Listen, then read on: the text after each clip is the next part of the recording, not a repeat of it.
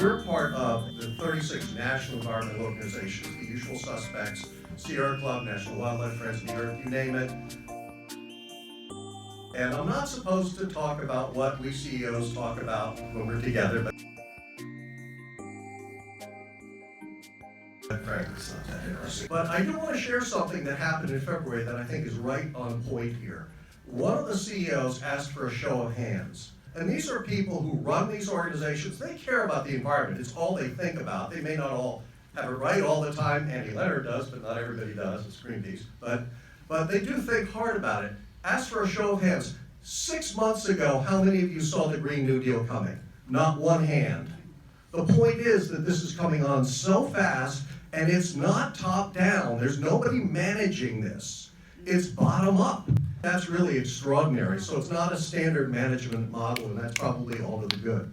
You know, I completely agree. The grassroots is really important, and I think, you know, it's a principle now, but now then the next thing is to come up with actual policies that are truly revolutionary. And, you know, I've talked to some folks in Washington coming up with policies, Green New Deal policies, in terms of using methane from factory farms as like a Green New Deal proposal, which actually enables more factory farming. So I think we need to be part of these conversations as well. As this Green New Deal starts taking shape, there are going to be, I think, attempts on the part of the status quo to maintain factory farming and then sell it as energy producing. So that's a big issue. But with the Green New Deal, I'm not sure environmentally, as you say, it just sort of came up all of a sudden. And I think we're seeing, like with the Friday climate strikes, there's this grassroots energy right now. In one sense, it's good that it is not shaped, but in another sense, I think it's important really to have unified messaging. So with this group of environmental groups, where there are sort of issues that kind of galvanized and came to the top, including perhaps pushing for plant-based agriculture, was that part of the conversation among the environmental groups, I wonder? Because it would seem that if a lot of environmental groups say that, it becomes kind of an intention, which then creates an opportunity to rally the masses, in a sense, the grassroots. My focus with Green New Deal stuff has been on the fossil fuel, so I was curious to see if any of you were involved on the animal side of it. Not that I know of, but I think that this needs to be the unifying theme for all the environmental organizations. Veganism is the unifying theme. At least have a public vegan policy. This is what we called for in our Prevent Year Zero declaration, actually, that we showed in the movie. That all environmental organizations, all animal welfare organizations, you know, they all should have a public vegan policy. You cannot be killing animals, killing our meat. And that sends a message to the membership that this is the norm. This should be the new norm. I completely agree with that and think it really is important to show that kind of awareness of the issue and then leadership in a sense. Otherwise, what may happen is certain things like methane digesters might become, you know, positioned as environmentally sensible, which is not okay. So there's going to be discussions, I think, a lot about this. But I think maybe some questions from the audience, if anybody has things they want to bring up. Oh, okay. I have a question, and I hope it doesn't sound silly, but so if magic happened and everyone became vegan tonight, would you still have to feed all those existing animals? Well, the vast majority of farm animals who are slaughtered are chickens, and they're killed at like 6 weeks old. And the chances of the world going vegan overnight is unlikely, but I think it would more likely be phased out. But that's a really good question, because a lot of people use that as an excuse. Well, all these animals would be left over. If phasing happens, the number of animals that they rape into existence would diminish, and then the number of babies that have to be abducted away from their mothers would be diminished, and the system would wind down. Less animals? They'd be less mass-produced. None of them are making love. Okay? They're all raped into existence. And this is one of the things that I think is really, I'm sorry, I didn't mean to, but one of the things that happens is that the whole society is based on somehow that these animals magically transform onto our plate, and it's rude to discuss the fact that they are raped into this existence. It's rude to discuss that their throats are slit or they're gassed.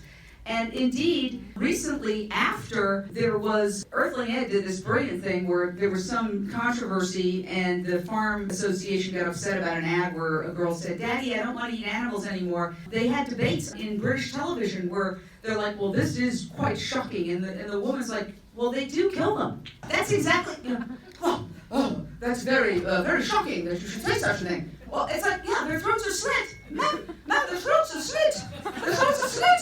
You know, like the idea that you're telling people that they slit the animal's throats is somehow, it's like the cruelty that dare not speak its name. And we have to get over that. You know, we really have to talk about what really happens to these animals, which is brutal. Absolutely. And just one thing on like the reason we have so many animals is because they are mass produced, artificially inseminated. There are some farm animals, for example, now that cannot even reproduce naturally. Turkeys, for instance. All commercial turkeys are products of artificial insemination because they've been so profoundly altered genetically.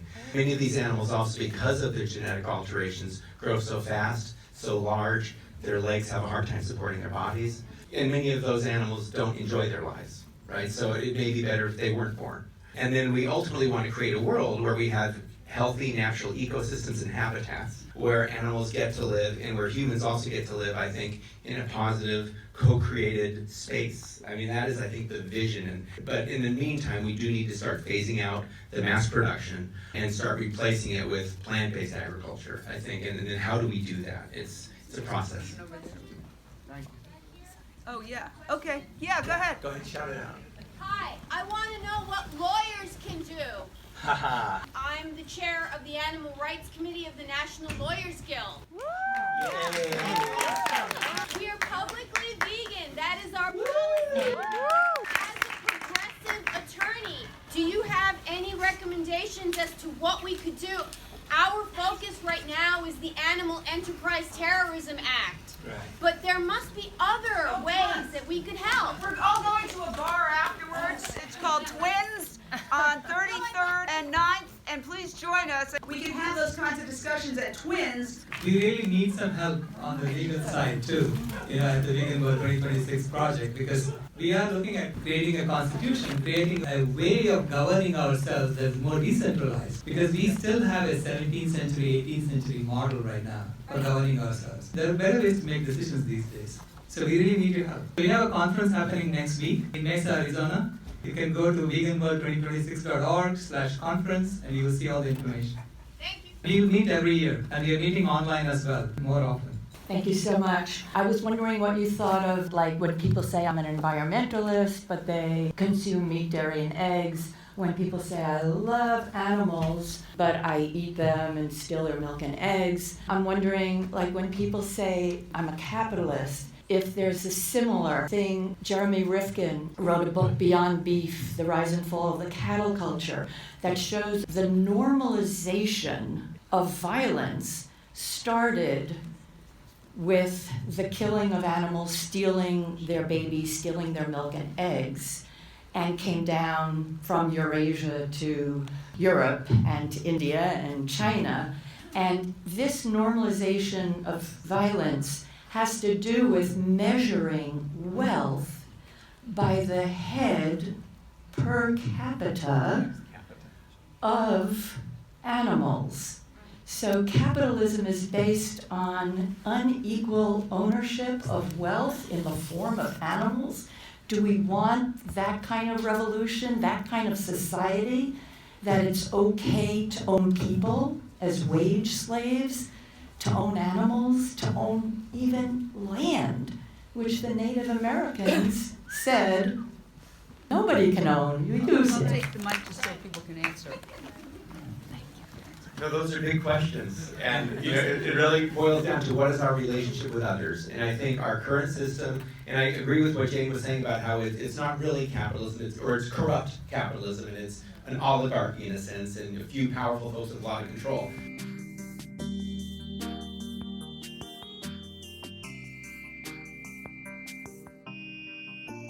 But even if we did have a more fair system, a functional marketplace,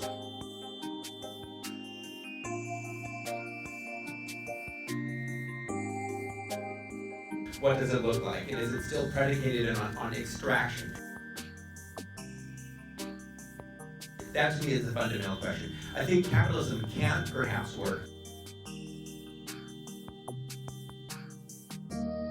But is it about mutuality or extraction? And can we create a capitalist system based on mutuality, where people, don't glorify the dollar in such a way that they're willing to treat others unethically? I think we should be looking at a free enterprise system as opposed to a capitalist system.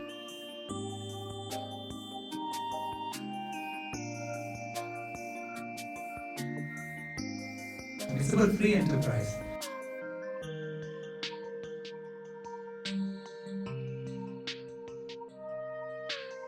And it's also about human, earth, animal liberation. That's HEAL, heal. So that's what we call healing. It's about liberating everything, humans, earth, and animals. So there's no ownership.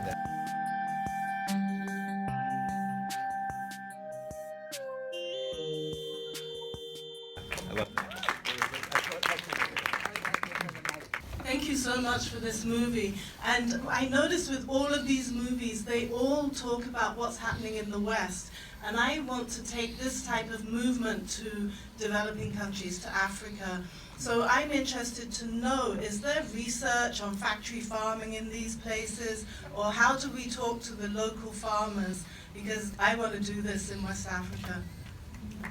I love that so much. I live in Washington, D.C., and as things are getting more challenging in this country for industrialized animal agriculture, they are trying now to export that model to places like Africa. So I think it's critically important for the people on the ground advancing a different vision of how we live and how we eat and how we relate to other creatures in the earth. It's about liberation. Where can we find the research?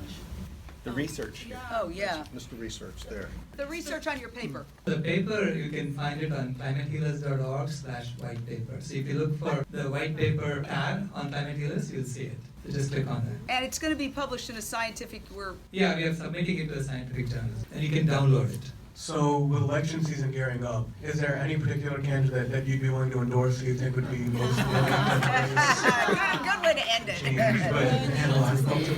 Me, I don't even look at the elections. I'm not even part of this thing. I don't even see it.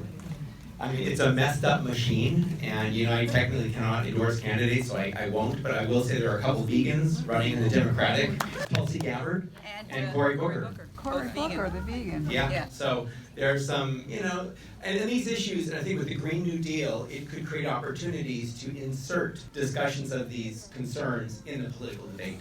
The system is really messed up in many ways, but I still think it's important to participate. Democracy is participatory sport, and just showing up to candidate hearings and discussions and inserting these issues. And there was, 10 years ago when Obama was running, there was a vegan with a group called Vegan Outreach in Florida who raised the vegan issue with Obama. And he actually responded to it. And, in a general sense about how animal agriculture is very wasteful and destructive. Then he got into Washington, and they did some good symbolic stuff, the White House Organic Garden, and they did some more things to support smaller farms. But ultimately, the former USDA Secretary under Obama, who was relatively good, is now the head of the Dairy Export Council.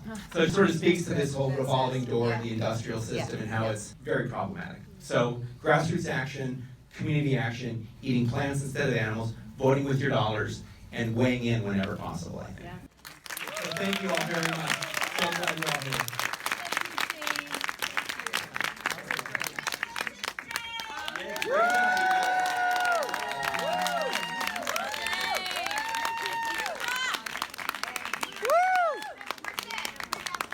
Study on climatehealers.org/whitepaper.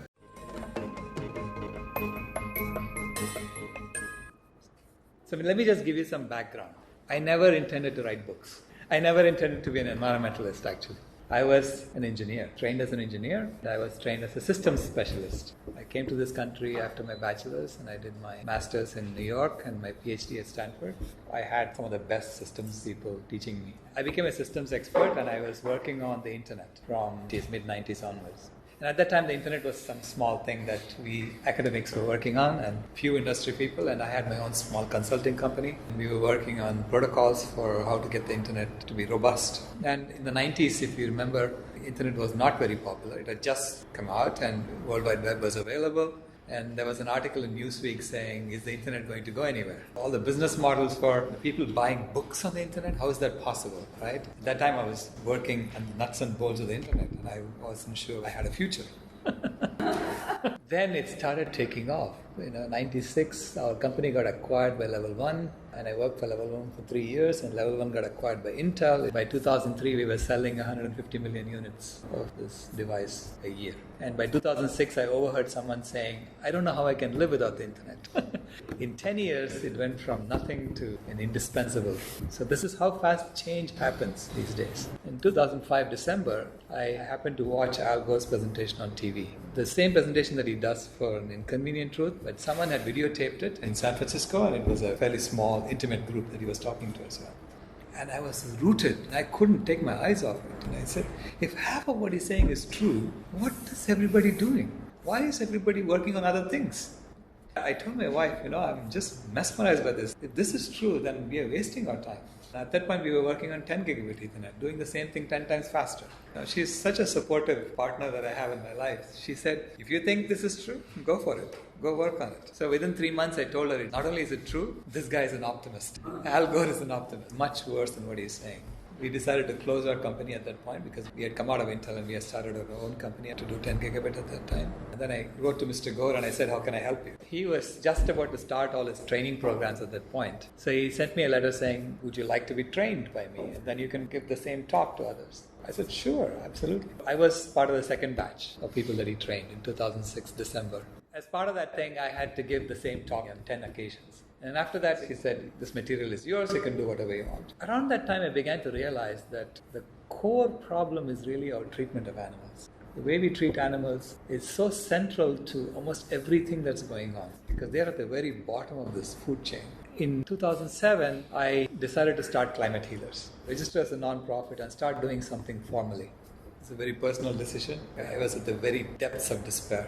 I wanted to do something. I wanted to act, not just talk about it. And so I had this business model where you can actually buy solar torchlights, give it to people who are using kerosene for lighting, and claim carbon credits for all the kerosene they're not burning, and use that money to buy more torchlights. So it was a sustainable business where you're replacing kerosene lamps with solar torchlights. On paper, it looks like a great business model. You just need to get $11 a metric ton for carbon credits, and you have a viable business model. To start it off, I bought 1,000 torchlights in Houston, had it shipped over to India, found an NGO that does work in remote regions where people don't have lights. And I went there, and within half an hour, my business model fell apart. Why? Because the people who burn kerosene for lighting are not in the villages of India. They're in the city. Oh. In the cities where they have electricity, but they burn kerosene for lighting. I said, how does that make any sense? And they said, well, we have electricity, but the electricity is not on all the time. And as soon as it goes off, we cannot live without it, so we turn on our kerosene lamps. So that's where all the kerosene is being burned for lighting. These villagers also get 3 liters a month of kerosene from the ration shop, but they don't use it for lighting at all. They just use it to start their cooking fires. Do they use anything for lighting in the villages? None. So they told me, why do you want to change the night? God gave us night so we can go to sleep. My business model was completely... But then I realized, I asked them, so how much kerosene do you use for cooking? And they said, well, 3 liters a month. But how much wood do you use? They said about 10 kgs a day. I said, wow, there's a business right there, right? So I said, if I give you solar cookers, will you use them? And so then I can claim carbon credits for all the wood that you're not burning and use that to fund the solar cookers. They said, sure, show us how to make our rotis and we'll use them. They make corn, wheat and millet rotis. And these are thick rotis they make. And corn rotis, they roll it by hand. So they're very thick and it takes a lot of energy to cook it.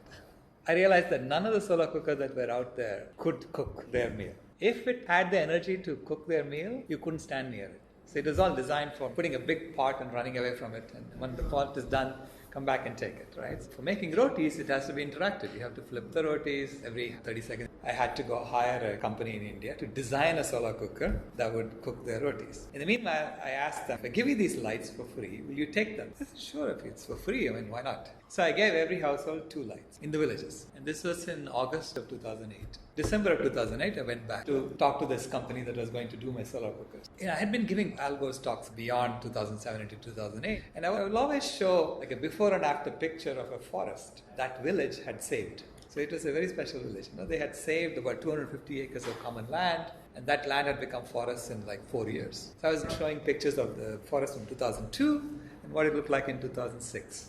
And everyone would say, maybe they took the first picture during summer and the second picture during winter. I mean, they may be fooling you, right? How do you know it was taken at the same season?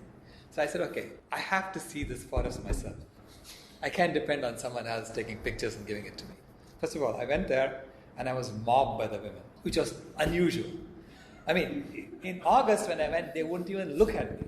They were sitting there off to the side and they had their palus like this. When you ask a question, they would look with one eye and tell you an answer. But the men would always be forward, right? They were men were the ones answering all the questions. But this time in December, they were just running to me and hugging me. And I asked the NGO, what happened? Why are they like this? The NGO said, you are a big hero in the village now. Because from August to December was snake bite season. Because that's the time when the snakes are having babies and they're very aggressive. Getting into winter, so the women every morning they go into the forest, do their business before the men wake up. And after that, they don't go to the toilet at all. I mean, they really hold it. Is this a cultural practice? It's a cultural practice. I walked with them to the forest to collect firewood and I can tell you, they don't drink water. Even in summer, they don't drink water. Just to make sure that they don't have to go to the bathroom. So they used to go to the bathroom early in the morning before the men wake up, and they used to step on the snakes, and the snakes used to bite them. That village had about 270 households. They used to get about 20 to 30 snake bites every year. And 2 to 3 women used to die from snake bites every year. And in 2008, they had 0 snake in that village because of the torchlight. Completely unintended benefit. Suddenly, I had a village that would do anything I asked. So I knew that I had this perfect group that I could work with for the solar cookers. It was such an amazing turning point in my life. I asked them also to take me and show me the forest. And I saw on the left of the fence was bare, on the right was lush green, and on the left there were all these old cows eating the grass, eating whatever was growing. So this was the picture I took, 2008. I took this picture and I swore on the spot, I'm going to go vegan. Whatever it takes, I'm going to go vegan. Why was the perfect line? There is a fence. The cattle cannot go to the right of that. Anything to the left. As soon as something new is growing, the cattle come and eat it. The cattle don't eat it, the goats will eat it. What do the villagers eat? They grow their own food. They raise cattle to milk them and to sell the milk to get money. That's their main source of cash. They don't eat the cows. They don't eat the cows. And so because they don't eat the cows live for 25 years. All of them. This is a religious thing, right? It's a religious thing. So that all the cows die of old age? Pretty much. Yeah. They won't eat the cows when they die. They bury them. They bury them. Would you eat a cow that's 15 years old? That was the case with Bill and Lou 3 or 4 years ago. There were a couple of oxen that got slaughtered in Green Mountain College, and they were going to eat them. This scientist I was talking to said, I mean, who would eat a cow that's 13 years old? I mean, the meat is going to be so tough. People like to eat the babies. Yeah, you have to eat babies. No, there is a lot that we have to overcome, and that's also part of my mission. So I took that picture and I said, I'm going to go vegan. That trip, I had to go to Hyderabad. In fact, I was a mentor for Al Gore's training in Delhi. At that training, I met an actress, a Bollywood actress, who was at my table. And everybody was introducing themselves, and I came to her and I said, who are you? She said, you don't know me? I said, no, I don't. And she said, okay, I'm Amala Akineni, this famous actress. She said, if you're coming to Hyderabad, you have to come visit me. And I had to go to Hyderabad for the lights. I was doing something else there. And she said, I just turned vegan a month ago. I said, what? I've been thinking about this. How did you do it? And what are you doing for your food? Because, I love my milk sweets. I love my yogurt. And I was thinking, how am I going to give this up, right? She said, a month ago, I was asked to inspect a slaughterhouse and certify that it's meeting regulations, which is what they do in India. They ask the animal rights people to go and inspect slaughterhouses and certify that they're meeting regulations. So she had to inspect the slaughterhouse, and that slaughterhouse was slaughtering 500 buffaloes every day. Cows are sacred, but buffaloes are fair game. She said these buffaloes were coming off the trucks and they had these shiny skins, and they were all mothers who just stopped getting pregnant. And they had this quizzical look on their faces saying, what is happening? And they could see the knives coming at the other end and the smell of the blood. She said, oh my God, it was so traumatic for me. And I said, I am causing this because I drink the milk. She said, I have to quit. So she figured out how to make soy yogurt. I said, oh, thank you so much, Amala. I've been dreading that. So that's a good step.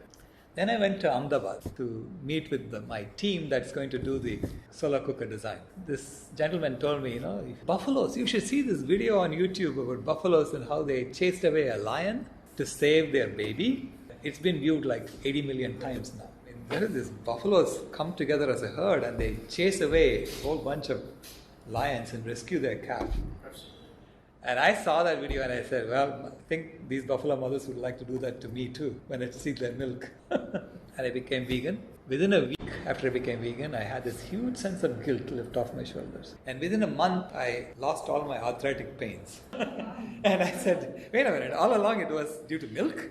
This doctor didn't tell me, he was giving me pills, he was giving me like aspirin. I tell people my story and I say, not only is it good for the environment, it's good for your health and it's absolutely great for the animals. You have to do it. And in 2010, our granddaughter was born to our second son. Our second son tried to commit suicide in 2007, which is when I started my climate healers. Because I realized at that point that in order to heal my family, I had to heal the whole world. I had to work on healing the whole world. It's not just a single family issue. It's just happening everywhere. Everyone is going through things like this. And this son gave me a granddaughter. So to me, her birth was a redemption. It's like, there is hope for humanity. We are going to come out of this. Okay? So I held her in my arms and I said, my God, we have to figure out a positive story so that she has a future. That this redemption is going to happen. Even though I may not know it now, I'm going to write down everything I know so far, so that even if I die tomorrow, I have left what I know. So that's when I started writing this book. And the Carbon Dharma, it says the occupation of butterflies. Because the basic positive story that I came up with was the analogy of the caterpillar to the butterfly. The caterpillar just blindly consumes, but only for about 2 to 3 weeks. Then the caterpillar stops when it has consumed so much that it's too big for its own skin. Then the caterpillar stops, weaves a cocoon, hangs under a twig, and meditates for a week. It wakes up as a butterfly. And as a butterfly, she's a very discriminating consumer. She only sips nectar from flowers.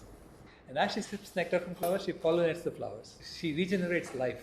She undoes the damage she did as a caterpillar.